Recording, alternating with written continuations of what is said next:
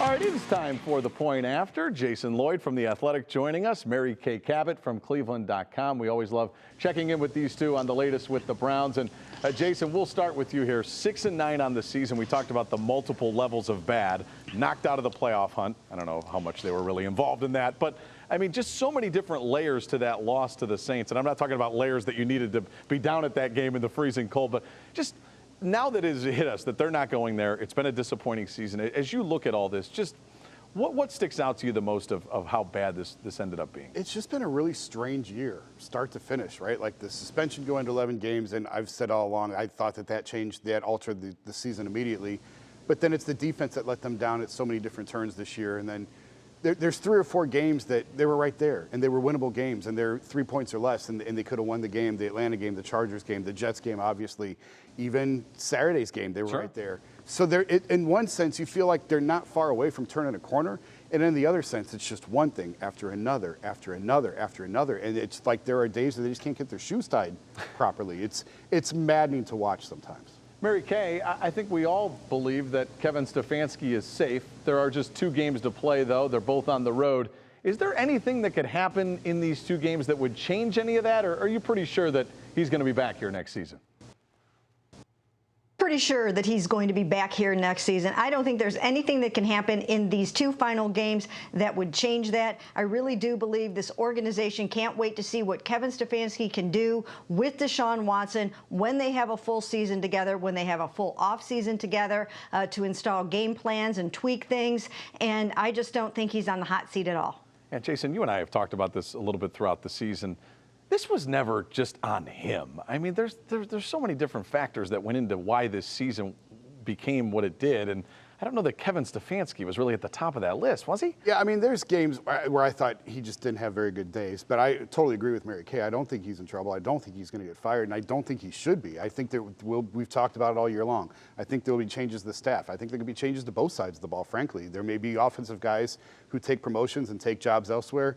There may be defensive guys who are fired. So I think he's got a lot of work to do this offseason in sort of reshaping what his staff is going to look like. I don't think he should be fired, but there certainly have been times, there have been whether it's play calls or games or game management or whatever. I don't think he's had a very good year. I don't see how you can look and say that he has had a very good year when you look at their record.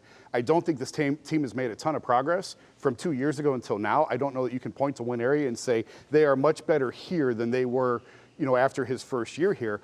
But I'm not ready to fire him. I don't think he should be fired, and I don't think he will be. Mary Kay, in your time covering the Browns, you've seen a lot of bizarre, you've seen a lot of strange. I can't put my finger on this Myles Garrett thing, right? He sits out the first drive against the Saints and then comes back. I know you guys asked Kevin Stefanski about it on a Zoom call today, and he didn't really elaborate too much. Any idea why your best player would be out in a pivotal game like that? Well, I will tell you that Kevin Stefanski has done this a number of other times in his tenure. It happened last year with Ronnie Harrison. It may have happened with other players, and sometimes you don't notice it if it's not the biggest name guy. It happened earlier this season with Grant Delpit. He was benched for the first play against the Dolphins. But yeah, certainly this is, your star defensive player in a game that, I mean, you could consider it to be sort of a must-win game if you wanted to keep that little tiny sliver of that 1% playoff hope alive, hoping for some kind of a Christmas miracle. So it was a little bit odd. I don't think it was any huge, enormous deal, but I think the takeaway here is that Kevin Stefanski is showing that he's not going to play favorites. If Myles did something, made a mistake, an off-the-field mistake, then he has to pay for it the same way anyone else would. Jason, this was kind of the weird news of the day. Any thoughts on that? Yeah, I actually agree with what Mary Kay said at the end there. I think where coaches get into trouble is when you have 2 sets of rules. You have a set of rules for 49 guys, and then the 3 or 4 stars of the team play over here by these rules. And the fact that he was willing to do this and hold him to the same standard and hold him accountable, I think is a good thing.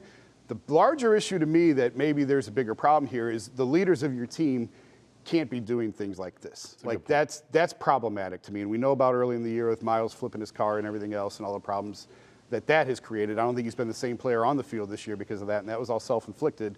And if there are issues going on that require your captain to be benched, even if it's for one series, which I don't know what kind of message that really sends. It almost draws more attention to it, really. But that, to me, is the bigger issue, is what's going on, that the team captain isn't following the rules. That's a problem. Jason, I want to stay with you here on Deshaun Watson. I mean, listen, those temperatures were unbelievable, okay? I'm not judging him off of that. I was sitting in the stands with my son. I know. Right? I mean, you can't judge him off of that, but it was kind of like a wake-up call maybe for him, like, okay, I signed this big contract to play in Cleveland. It's going to be cold here. So I've been kind of conflicted on this all along, because like one of the first reason Deshaun gave as to why he originally told the Browns no was the weather. He had never really been in the city. The only time he was here was when he was with the Texans, and he played awful. The game was miserable. The conditions were terrible. The game was delayed because of the weather. And so I was kind of curious to see, okay, what's he going to look like Saturday? Because this is as bad as it's going to get. It was the second coldest game in Browns history at home, so you knew the weather was going to be a factor. And there were times where I was watching him going, he wants nothing to do with being out there right now, but I will give him credit, because at winning time at the end of the game, he put it right where it needed to be in that fourth quarter on that last drive. And because the weather and the cold and whatever else, guys are having a hard time holding onto the ball. But he delivered, and that part was impressive to me, because I've been skeptical since they signed him. The guy told you he didn't want to be here because of the weather, and then you gave him $230 million anyway. We all know what December and January is like in Cleveland. Yep. If the Browns ever get to games that matter at that moment, what's he going to be like?